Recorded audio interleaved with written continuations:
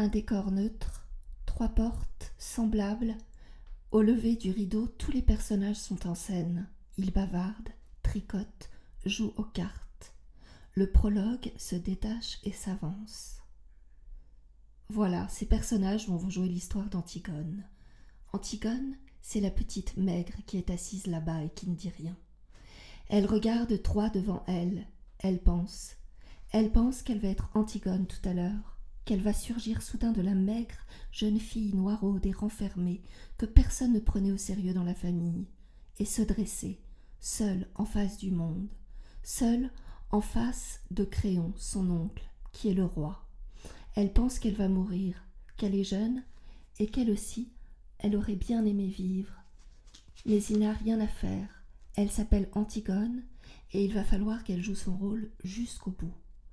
Et depuis que ce rideau s'est levé, elle sent qu'elle s'éloigne à une vitesse vertigineuse de sa sœur Ismène, qui bavarde et qui rit avec un jeune homme.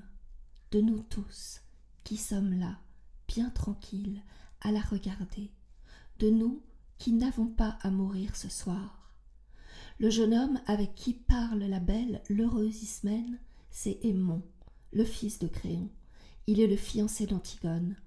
Tout le portait vers Ismène, son goût de la danse et des jeux, son goût du bonheur et de la réussite, sa sensualité aussi, car Ismène est bien plus belle qu'Antigone.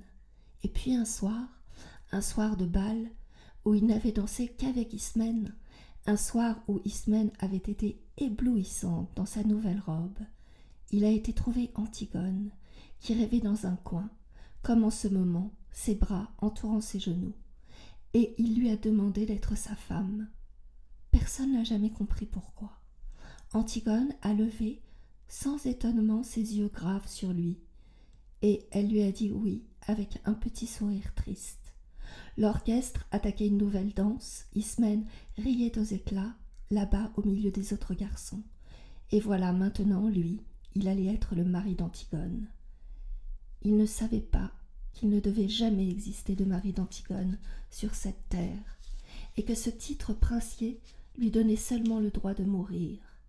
Cet homme robuste, aux cheveux blancs, qui médite là, près de son page, c'est Créon, c'est le roi. Il a des rides, il est fatigué. Il joue au jeu difficile de conduire les hommes. Avant, du temps d'Œdipe, quand il n'était que le premier personnage de la cour, il aimait la musique, les belles reliures, les longues flâneries chez les petits antiquaires de Thèbes.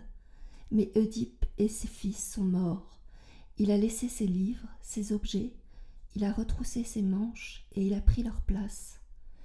Quelquefois le soir, il est fatigué et il se demande s'il n'est pas vain de conduire les hommes, si cela n'est pas un office sordide qu'on doit laisser à d'autres, plus frustes. Et puis, au matin, des problèmes précis se posent, qu'il faut résoudre, et il se lève, tranquille, comme un ouvrier au seuil de sa journée.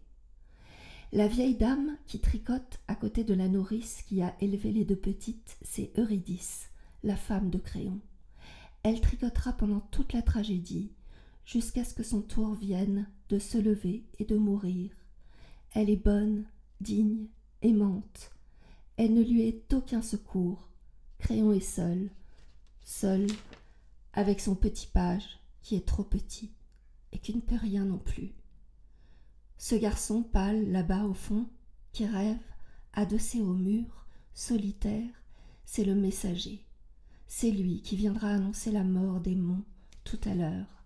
C'est pour cela qu'il n'a pas envie de bavarder, ni de se mêler aux autres. Il sait déjà. Enfin, les trois hommes, Rogeau qui joue aux cartes, leur chapeau sur la nuque, ce sont les gardes. Ce ne sont pas de mauvais bougres. Ils ont des femmes, des enfants et des petits ennuis comme tout le monde. Mais ils vous empoigneront les accusés le plus tranquillement du monde tout à l'heure. Ils sentent l'ail, le cuir et le vin rouge, et ils sont dépourvus de toute imagination. Ce sont les auxiliaires toujours innocents et toujours satisfaits d'eux-mêmes, de la justice. Pour le moment, jusqu'à ce qu'un nouveau chef de Thèbes, dûment mandaté, leur ordonne de l'arrêter à son tour. Ce sont les auxiliaires de la justice de Créon. Et maintenant que vous les connaissez tous, ils vont pouvoir vous jouer leur histoire. Elle commence au moment où les deux fils d'Œdipe, Éthéocle et Polynice, qui devaient régner sur Thèbes 1 an chacun à tour de rôle, se sont battus et entretués sous les murs de la ville. Éthéocle, l'aîné, au terme de la première année de pouvoir, ayant refusé de céder la place à son frère.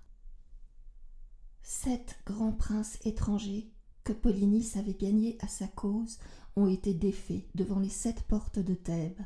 Maintenant la ville est sauvée. Les 2 frères ennemis sont morts, et Créon, le roi, a ordonné qu'à Éthéocle, le bon frère, il serait fait d'imposantes funérailles, mais que Polynice, le vaurien, le révolté, le voyou, serait laissé sans pleurs et sans sépulture, la proie des corbeaux et des chacals. Quiconque osera lui rendre les devoirs funèbres sera impitoyablement puni de mort. Pendant que le prologue parlait, les personnages sont sortis un à un. Le prologue disparaît aussi. L'éclairage s'est modifié sur la scène. C'est maintenant une aube grise et livide dans une maison qui dort.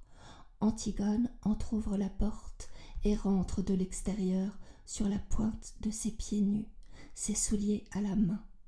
Elle reste un instant immobile à écouter. La nourrice surgit.